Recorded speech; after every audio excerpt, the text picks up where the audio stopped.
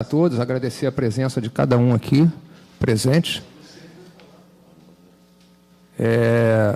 E gostaria de dizer o seguinte, é uma alegria muito grande aqui. Hoje estou tendo o privilégio de conhecer aqui o vereador Justino, que pela fala dele me parece que é um profissional da velha guarda, tal qual eu sou.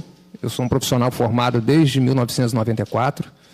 Estou prestes a me aposentar, né, caso não sofra nenhuma resistência da parte do nosso INSS, cujos pronunciamentos que eu já vi lá nas dependências do nosso sindicato, é onde a nossa categoria é contemplada por um direito de um tempo reduzido de trabalho e uma jornada de trabalho, mas já vi parecer lá de uma colega com 28 anos de radioterapia se dizer indignada, porque depois desses 28 anos trabalhados, ou seja, 3 anos a mais do que determina a lei, teve um indeferimento da parte do INSS, alegando que não existe irradiação ionizante em radioterapia.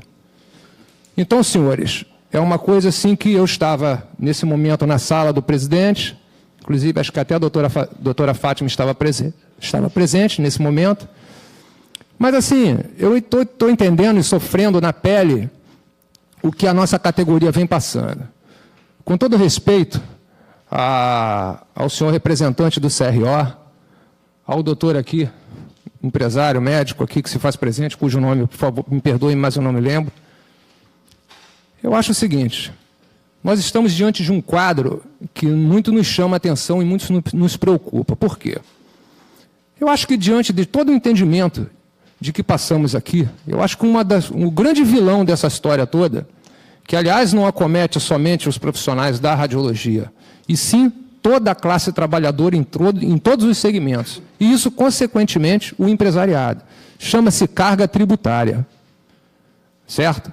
Eu acho que se não fosse pela nossa elevada carga tributária, nós não estaríamos passando pelas dificuldades que reflete tanto no empresariado quanto no trabalhador em especial.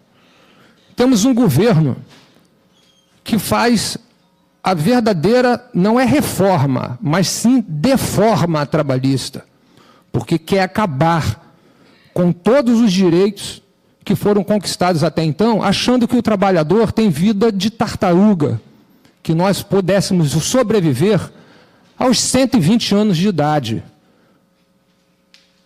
E no que diz respeito à questão da radiação ionizante, usando da malignidade de contratar profissionais com nomenclaturas que, inclusive, vem permitir para que o INSS se apresente, se manifeste com os indeferimentos tal qual vem se apresentando.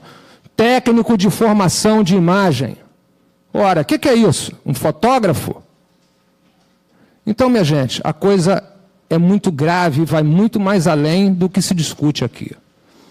Eu acho, o presidente Paulo Ramos, a sua atitude como parlamentar e presidente dessa comissão, que, aliás, quero de público aqui agradecer ao senhor pelas suas considerações, razão pela qual o seu voto foi acompanhado por aclamação por todos os deputados que se faziam presentes naquela sessão, elevando o nosso piso para o nível 5, e hoje fazendo com que esse salário se transformasse na grandiosidade de R$ 6.780.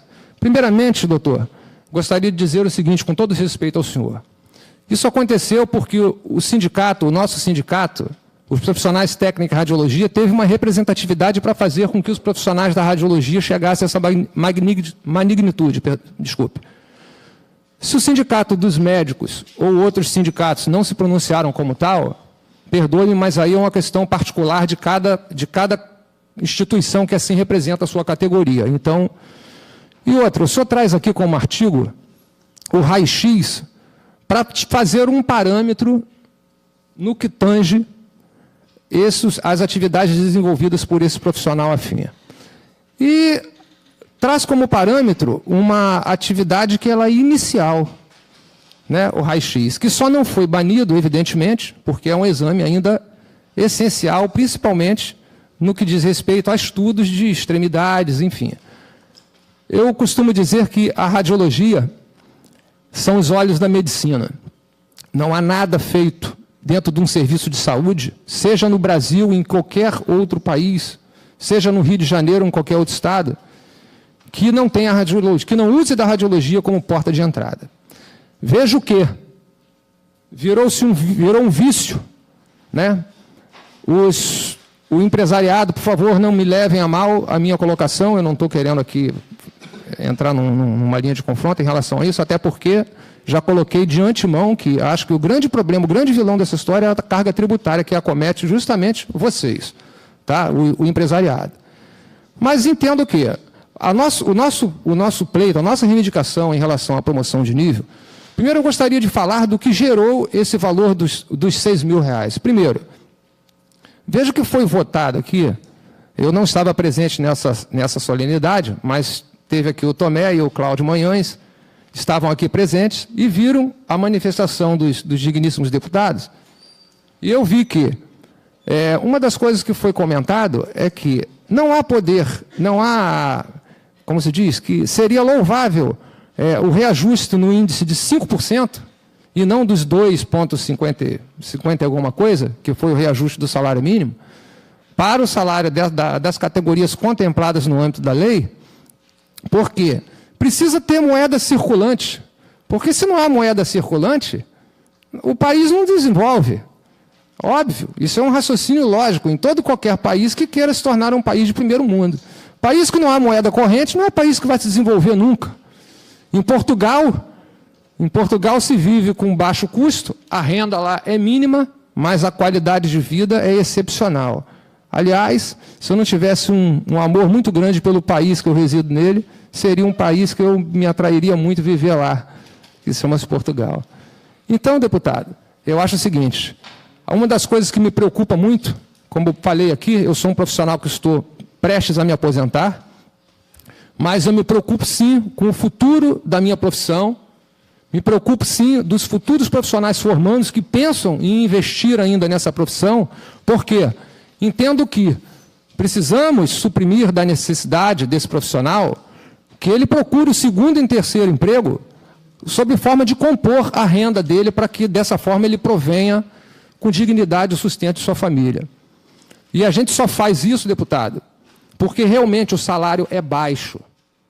Ninguém aqui, em sua sã consciência, vai emprestar a sua vida, os seus préstimos serviços, trabalhando com agente nocivo à sua saúde, que não tem forma nem cor, que é diferente do meliante que está ali com uma arma em punho, e a gente sabe que ele vai subtrair a vida da gente, se a gente uma vez o vê-lo, nós vamos nos desviar do caminho dele.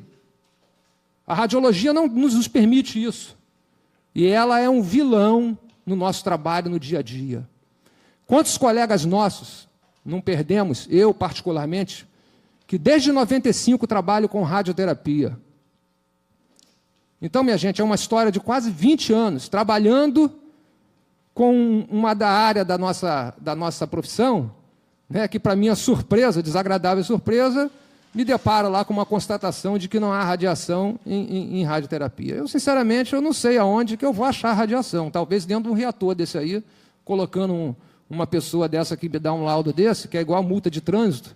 Né? Eu não sei se os senhores já pegaram aqui um pronunciamento do INSS. Essa pessoa não tem nome, não tem CRO, não tem CRM, não tem nada. É INSS e um rabisco lá que não dá nem para identificar quem quer que seja. É igual a multa de trânsito, né? Quem nunca recebeu uma multa em casa que estava... Já vi coisas aqui, pessoal dirigindo multa no seu carro, dizendo que estava dirigindo sem capacete. Enfim, então esse é o nosso Brasil.